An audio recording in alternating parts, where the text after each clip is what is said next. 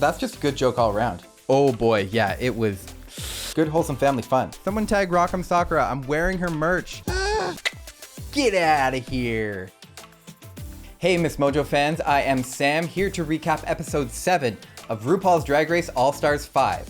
Now, before we go any further, we will be getting into specific details from the episode, so a spoiler alert is in effect, and make sure you stick around till the end because we'll be doing our scorecard one more time before the big finale. So, this week's challenge is the stand-up Smackdown. 4 queens going head-to-head doing stand-up comedy routines. We have guest judges Sam Richardson from Veep and a lot of other things, and the amazing, the hilarious Jenna Maroney, aka Jane Krakowski, coming in to help these queens on their comedy routines and judge them.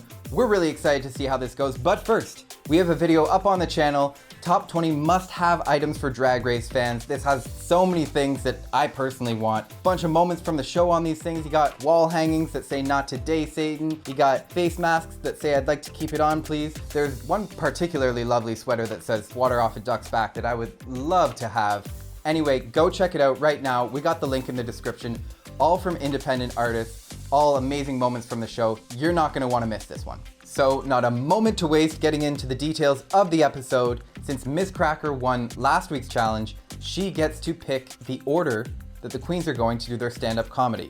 Now, Ms. Cracker, not gonna let anything fester, not gonna let anything under the surface. She right away tells everyone she's gonna be as shady as possible and throw them all under the bus in an attempt to make herself look the funniest. As your sister, I want to try to fuck you guys up as much as possible. Understandable. There's begrudging respect from around the room. Everyone kind of knows it, gets she's playing the game, and I personally respected it a bit more than if she had pretended to be nice about it. Ms. Cracker, I said it earlier, she needs to own being a bitch on this season, and bam, she did it right there. Cracker getting shady, picks the order. First, we have Jujubee. Next up, we have Blair St. Clair. Third, couched in a nice and comfortable position, is Ms. Cracker herself. And closing out the show is Shea Coulee.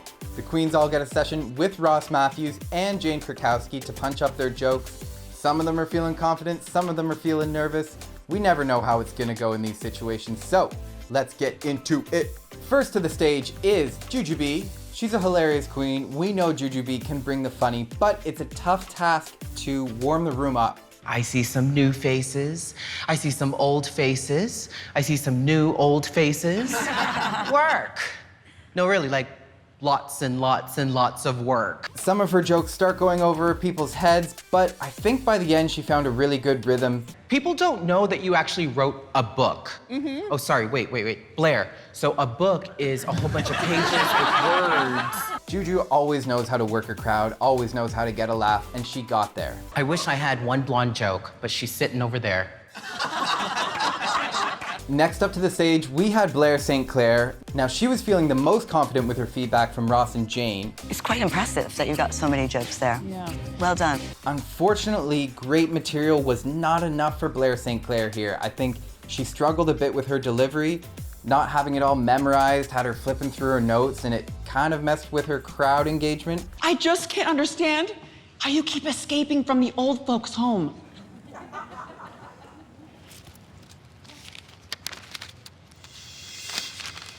Started out funnier, but kind of dropped off by the end.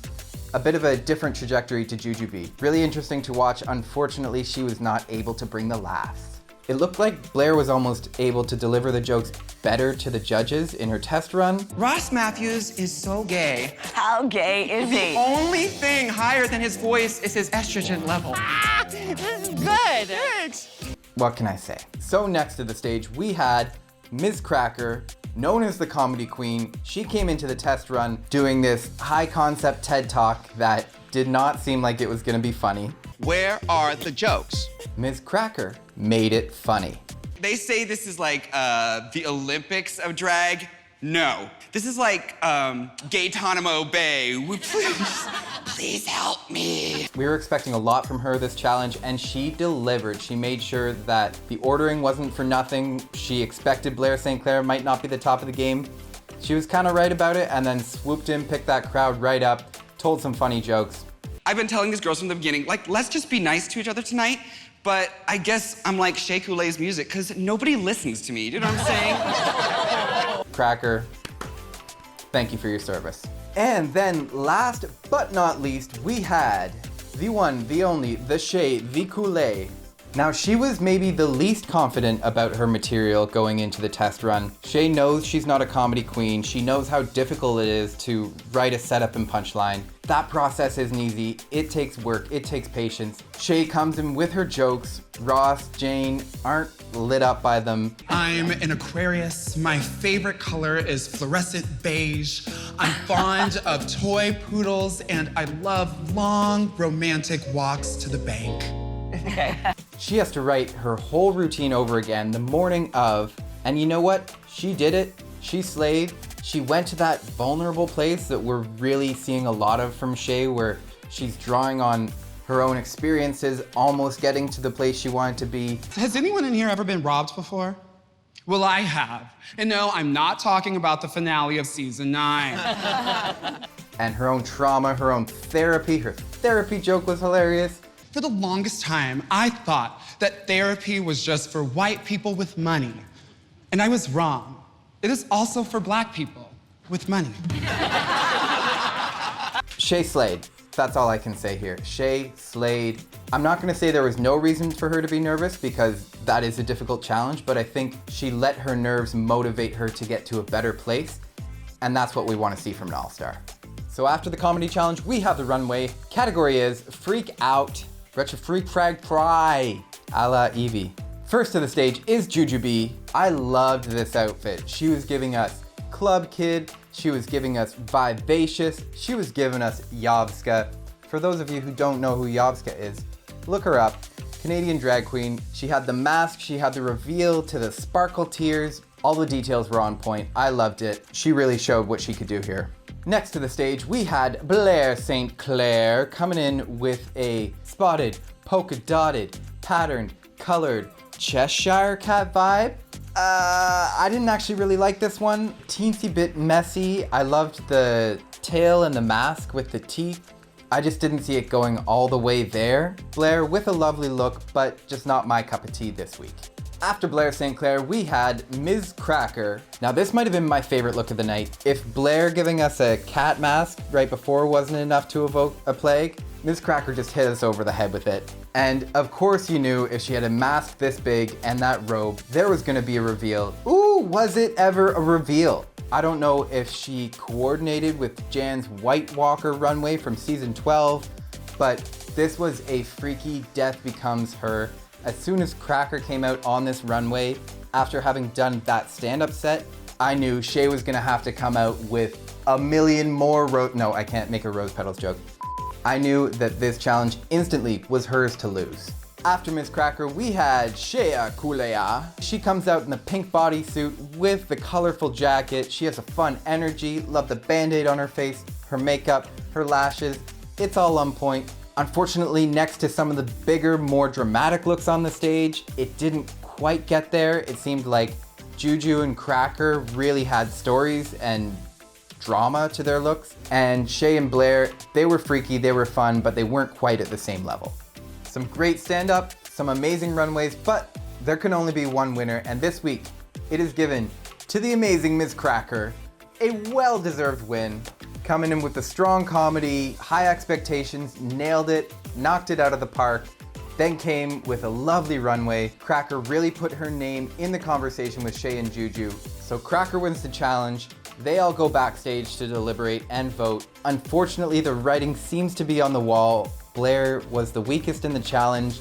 She has the weakest track record. Juju, Shea, and Cracker have been in the top the entire competition. So I think we all kind of saw what was coming. They cast their votes, go out on stage, get ready for the lip sync assassin, and who is it but Kennedy Davenport? Was that too loud? Kennedy Davenport back to lip sync v Ms. Cracker on a Reba McEntire song with a bajillion words in it and no electronic drums. This is a Drag Race anomaly, to say the least. It was a weird choice for a song. Cracker came into it with Cracker energy, doing her whole Miss Thang. Kennedy came in with beautiful pageant girl energy, which at first felt like it was grounding it, but then just didn't give it enough energy. I think Cracker adapted to the song better than Kennedy did. She eventually was able to fuse her style with the energy of the song, and in the end, she won it. I don't even know what to say about this one. It was such a weird lip sync. I was sitting there, not discriminating against country, rock, that stuff slaps. But it was a strange choice for this show. Cracker picks up the lip sync win, picks up the $10,000 from this week, the $10,000 she left up for grabs last week, but unfortunately that means that she has to pick out a lipstick. She picks, inevitably, Blair St. Clair. And we all sigh for our fallen sister. Blair, you've done so well this season. You were in the top 4 with a powerhouse of powerhouses. C'est la vie. We love you, Blair. Thank you for coming and gracing our screens once again as the bad girl version of Blair St. Clair. Well, I do declare I am the Blair St. Clair. Now that Blair St. Clair has classily exited, this brings us to our leaderboard. Now, Ms. Cracker is on top with 2 wins in the past 2 weeks and 3 wins in the past 4 weeks. She has 7 points, putting her above and ahead in the standings, especially because if you're not in the top, you're in the bottom. So Shay and Jujubee have been losing ground every week that they're not winning. Shay behind her with 2 points, Jujubee with 1.5 points. Now let's switch to our power rankings, which are just the last 3 weeks. It's a little tighter, but Ms. Cracker's 2 wins in a row propel her to 3.5 points. Shay is behind her with 1/2 point, and Jujubee unfortunately has not won a challenge in the last 3 weeks, therefore has been in the bottom the last 3 weeks and is at -3 points. So that is it for us this week. Be sure to let us know what you thought of the episode in the comments below. What's gonna happen with the other queens next week? Are we gonna have another sort of jury style Shangela gets robbed moment? I'm sure there's some drama on the way. Ru is always throwing us some twists and turns. Make sure you comment, like, subscribe, ring that bell. As always, you can follow us on Instagram at MsWatchMojo. You can follow me on Instagram at TheBeatEasy or on Twitter at BeatEasy. We will be here next week, same time, same place, recapping the finale. So till then, I'll see you then. I'm gonna lean into it. Till then, I'll see you then.